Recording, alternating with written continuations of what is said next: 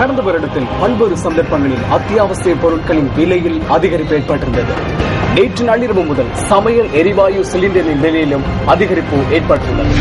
சமையல் எரிவாயு விலை அதிகரிப்பு தொடர்பான மேலதிக தகவல்களை அறிந்து கொள்வதற்காக இணைந்திருங்கள் உங்கள் முதற்தர செய்தி வழங்குனர் நியூஸ் ஃபர்ஸ்டோடு. வணக்கம். இது நியூஸ் ஃபர்ஸ்டின் வீக்கெண்ட் பிரதான செய்திகள். பிரதான செய்திகளோடு இணைந்து கொள்ளும் நான் பிரியா ஆலாலசுந்தரம். விரிவான செய்திகளுக்கு செல்லும் முன்னர் முதலில் இன்றைய தலைப்புச் செய்திகள். பிரதம நிதியரசர் மீதான குற்றப்பிரணை தொடர்பில் பாராளுமன்றத்தில் நடத்தப்படவுள்ள வாக்கெடுப்பில் கலந்து கொள்ளாதிருக்க லங்கா சமசமாஜ கட்சி தீர்மானம். பாராளுமன்ற உறுப்பினரோ அல்லது ஊழியரோ வேறு ஒரு நிறுவனத்தில் சாட்சியம் அளிப்பதாக இருந்தால் அதற்காக அனுமதி பெறப்பட வேண்டும் என்கிறார் பிரதி சபாநாயகர்.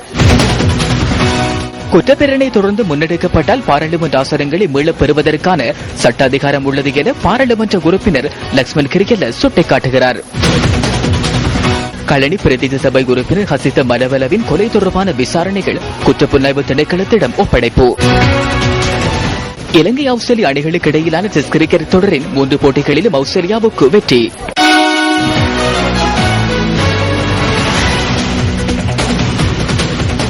பிரதம நீதியரசருக்கு எதிரான குற்றப்பிரேரணை தொடர்பில் பாராளுமன்றத்தில் நடத்தப்பட உள்ள வாக்கெடுப்பில் கலந்து கொள்ளாதிருக்க லங்கா சமசமாஜ கட்சி தீர்மானித்துள்ளது. இது தொடர்பாக கட்சியின் ஊடக பேச்சாளர் பத்தேகம சமித தேரர் விளக்கம் அளித்தார்.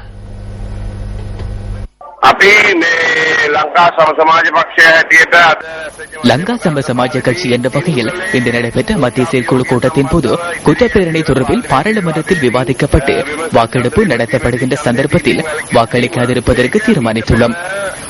இது ஏற்கனவே சோசியலிச முன்னணி என்ற வகையில் இலங்கை கம்யூனிஸ்ட் கட்சி, லங்கா சமசமாஜ கட்சி, அதேபோன்று ஜனநாயக ஐக்கிய முன்னணி அதாவது அமைச்சர் வாசுதேவ நாணயக்காரவின் கட்சி மேற்கொண்ட தீர்மானத்திற்கு நாம் இன்று இணங்கியுள்ளோம்.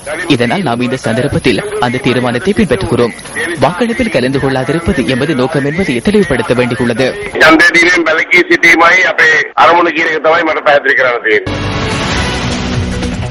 இன்று பெந்தோட்டையில் முன்னெடுக்கப்பட்ட சசுனட்ட அருண செயற்திட்டத்தில் கலந்து கொண்டு ஐக்கிய தேசிய கட்சியின் பிரதி தலைவர் சஜித் பிரேமதாச கருத்து வெளியிட்டார்.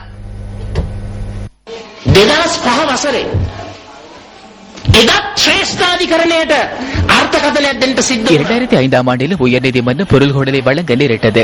ஜனாதிபதி சந்திரிகா பண்டாரநாயகவின் 6 வருட பதவிக்காலம் 2005 ஆண்டுடன் முடிவடைகின்றதா அல்லது 1 வருடம் நீடிக்கப்பட்டு 2006 ஆண்டில் நிறைவடைகின்றதா என அப்போது பொருள் கொடல் வழங்கப்பட்டது. 2005 ஆண்டிலேயே ஜனாதிபதி தேர்தலை நடத்த வேண்டும் என உயர்நீதிமன்றம் பொருள் கொடலை வழங்கிய போது ஆரவாரத்துடன் அதனை ஏற்றுக்கொண்டனர். அப்படியாயின் 2005 ஆண்டில் ஜனாதிபதி தேர்தலை நடத்த வேண்டும் என உயர்நீதிமன்றம் வழங்கிய பொருள் கொடலுக்கு சிரம் தாழ்த்தியவர்கள் இன்று 78ஆம் நிலையில் கட்டளையின் கீழ் குற்றப்பிரேரணை செயற்பாட்டை நடைமுறைப்படுத்த முடியாது என உயர்நீதிமன்றம் வழங்கியுள்ள பொருள் கொடலை சிரம் தாழ்த்தி மண்டியிட்டு நமஸ்காரம் செய்து ஏற்றுக்கொள்ள வேண்டும் என்று நான் இந்த சந்தர்ப்பத்தில் கூறுகிறேன்.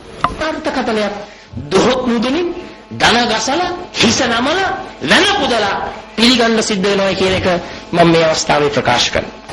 සසුනට අරුණ திட்டத்தின் கீழ் பெந்தோட்டை ஹொரவல ஹப்ருகல ஸ்ரீ நிகேதன் நாராம விகாரைக்கு சஜித் பிரேமதாச என்று நிதியுதவி வழங்கினார்.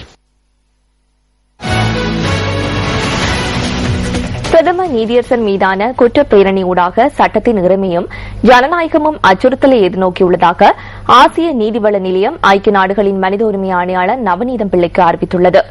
இந்த நிலைமையை விளக்கும் வகையில் ஆசிய நீதிவள நிலையம் நவநீதம் பிள்ளைக்கு கடிதம் ஒன்றை அனுப்பி வைத்துள்ளது. பிரதம நீதியரசர் கலாநிதி ஷானி பண்டாநாயக்க மீதான குற்றப்பிரேரணை தொடர்பில் ஐநா மனித உரிமைகள் ஆணையாளரின் கவனத்திற்கு கொண்டு வந்துள்ள அந்த அமைப்பு குற்றப்பிரேரணை தொடர்பில் பின்பற்றப்பட்ட நடைமுறையை நீதிபதிகள் மற்றும் சட்டத்தரணிகளின் சுயாதீன தன்மை தொடர்பான ஐநாவின் விசேட பிரதிநிதி கண்டித்துள்ளதாகவும் சுட்டிக்காட்டியுள்ளது. அதிகார பகிர்வு மற்றும் நீதிமன்ற சுயாதீனம் தொடர்பான அடிப்படை கொள்கைகள் மீறப்பட்டுள்ளதாக விசேட பிரதிநிதி சுட்டிக்காட்டியிருந்ததாகவும் ஆசிய நீதிவள நிலையம் குறிப்பிட்டுள்ளது. நீதிமன்ற சுயாதீனத்தின் மீது ஏற்படுத்தப்பட்டுள்ள இந்த தாக்கம் ஏற்கனவே நீதிமன்றத்தின் மீது பிரயோகிக்கப்பட்ட அழுத்தங்களின் உச்சகட்டம் என அந்த நிலையம் நவநீதம் பிள்ளைக்கு அனுப்பி வைத்துள்ள கடிதத்தில் மேலும் சுட்டிக்காட்டப்பட்டுள்ளது. நீதிமன்ற அதிகாரத்தை சுயாதீனமாக செயற்படுத்தக்கூடிய நீதிமன்ற கட்டமைப்பொன்று ஒன்றிலிருந்து 5 நாட்கள் கடந்த பின்னர் இலங்கையில் இருக்காதென ஆசிய மனித உரிமைகள் ஆணைக்குழு தெரிவித்துள்ளது. சட்டமாதிப திணைக்களம் உள்ளிட்ட மேலும் பல நிறுவனங்களைப் போன்று நீதிமன்ற கட்டமைப்பும் நிறைவேற்று அதிகாரத்தின் நேரடி நிர்வாகத்தின் கீழ் கொண்டுவரப்படுவதற்கான சந்தர்ப்பம் பெருமளவில் உள்ளதாகவும் ஆணைக்குழு விடுத்துள்ள அறிக்கையில் குறிப்பிடப்பட்டுள்ளது. இன்றைய பத்திரிகைகளிலிருந்து நாம் தெரிவு செய்த கேலி சித்திரம் அடுத்து.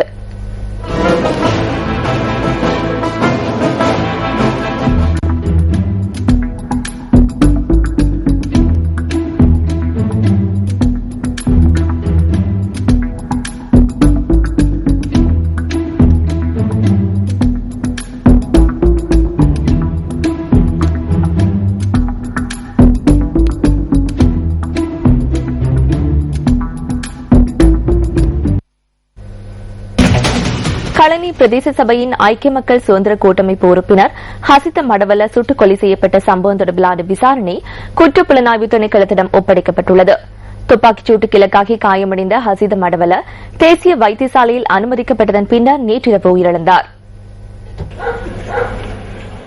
களனி வெராக்குட பகுதியில் உள்ள தமது வீட்டிற்கு செல்வதற்காக காரில் இருந்து இறங்கிய போது ஹசித மடவல துப்பாக்கிச் சூட்டுக்கு இலக்காகியிருந்தார்.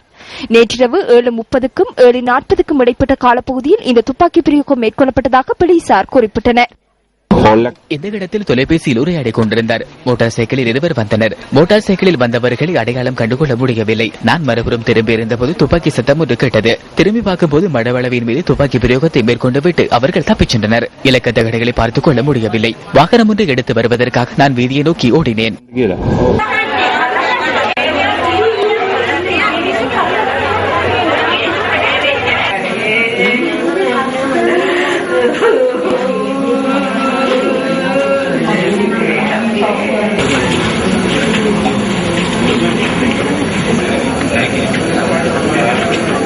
துப்பாக்கி பிரயோகத்திற்கு இலக்கான ஹசித மடவல தேசிய வைத்தியசாலையில் அனுமதிக்கப்பட்டதன் பின்னர் உயிரிழந்திருந்தார். ஹசித மடவலவின் தலைப்பகுதியில் துப்பாக்கி ரவை பாய்ந்திருந்ததாக தேசிய வைத்தியசாலையின் பணிப்பாளர் டாக்டர் அனில் ஜாய்சிங்க தெரிவித்துள்ளார்.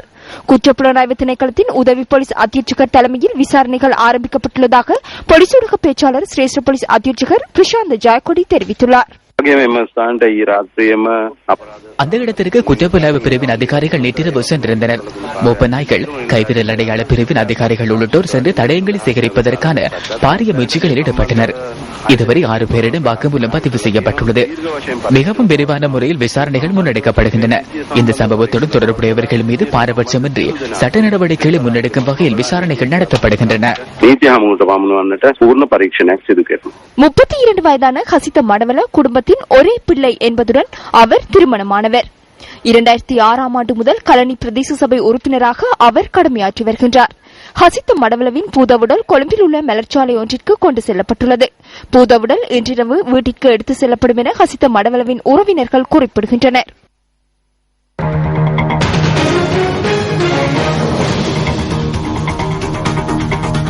பிரதமர் நீதியரசருக்கு எதிரான குற்றப்பேரணி மற்றும் அது தொடர்பில் எழுந்துள்ள நிலை குறித்து அரசியல் மேடைகளில் தெரிவிக்கப்பட்ட கருத்துக்கள் அடுத்து. பாராளுமன்ற சிறப்புரிமை மற்றும் அதிகாரங்களுடன் தொடர்புடைய விடயங்களை தவிர்ந்த ஏனைய நீதிமன்ற அதிகாரங்களை செயற்படுத்துவதற்கான அதிகாரம் மாத்திரமே பாராளுமன்றத்தினால் நீதிமன்றத்திற்கு வழங்கப்பட்டுள்ளது. பாராளுமன்ற உத்தியோகத்தர்கள் கூட பாராளுமன்ற செயற்பாடு தொடர்பிலோ அல்லது தெரிவுக்குழு நடவடிக்கை தொடர்பிலோ பிரிதொரு நிறுவனத்தில் சாட்சியம் அளிக்க வேண்டுமாயின் பாராளுமன்றத்திடம் அதற்கான விசேட அனுமதியினை பெற்றுக் கொள்ள வேண்டும். அந்த விசேட அனுமதியை பெறாத பாராளுமன்ற உறுப்பினரோ அல்லது உத்தியோகத்தரோ வெளி நிறுவனம் ஒன்றிடம் சாட்சியம் அளித்தால் அவருக்கு எதிராக ஒழுக்க மீறல் பிரேரணை அல்லது பாராளுமன்றத்தை அவமதித்தமைக்காக நடவடிக்கை மேற்கொள்வதற்கான சந்தர்ப்பம் சட்டத்தின் 17வது சரத்துக்கு அமைய பாராளுமன்றத்திற்கு உள்ளது.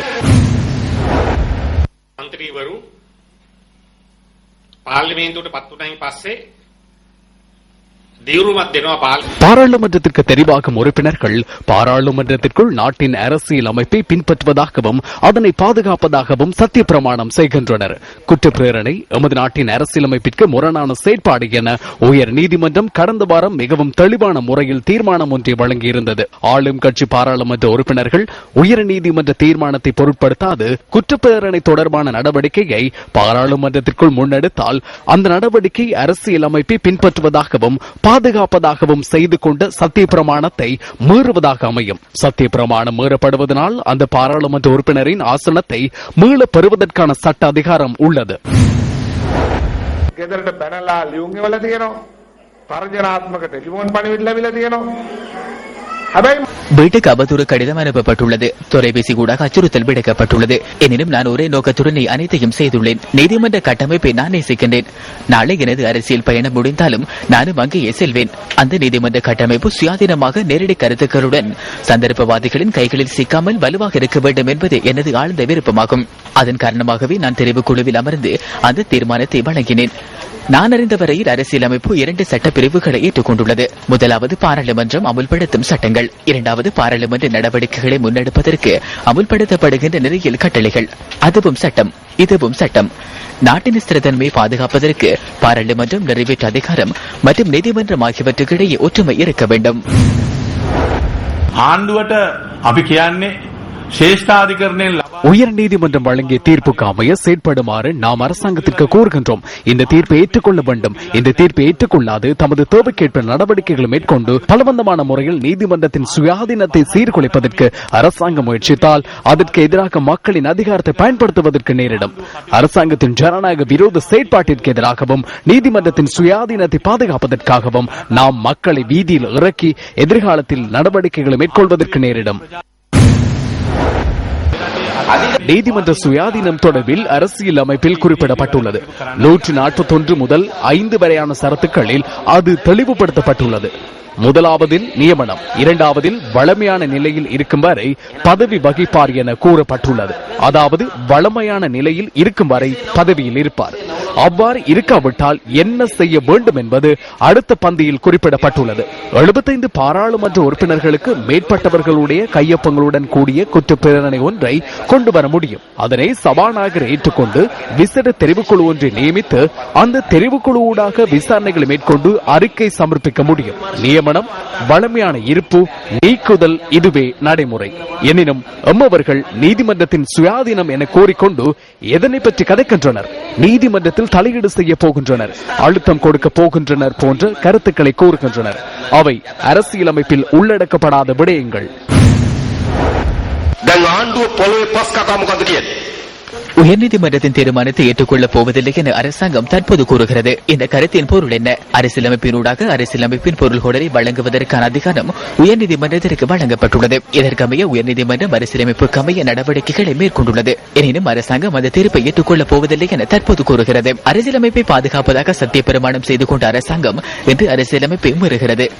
அப்படியாயின் அரசாங்கம் அரசியலமைப்பை மீறி சட்டத்தை நடைமுறைப்படுத்துமாறு, சட்டத்திற்கு மதிப்பளிக்குமாறு மக்களிடம் கூறினால் அது நியாயமாகுமா? இது குற்ற பிரேரணை, பெயர் தவறுதலாக உள்ளது. இதனை துவேச பிரேரணை என கூற வேண்டும். பிரதம நீதியரசரினால் குற்றவாளிகளாக காணப்பட்டவர்கள் வழக்கை விசாரிக்கின்றனர். இந்த நடவடிக்கையினால் இது துவேச பிரேரணை என்பது தெளிவாகிறது. பதிலளிக்க வந்த போது அவமதிக்கும் வகையில் செயல்பட்டனர். ஆகவே இது துவேச பிரேரணையாகும். தமது கட்டளைகளுக்கு கட்டுப்படுபவர்களை நியமிப்பதற்காகவே சட்டத்தை இவ்வாறு இழிவுபடுத்துவதற்கான காரணமாகும். இதனால் என்ன நடக்கும்? நாமே நிற்கதி நிலைக்கு தள்ளப்படுவோம்.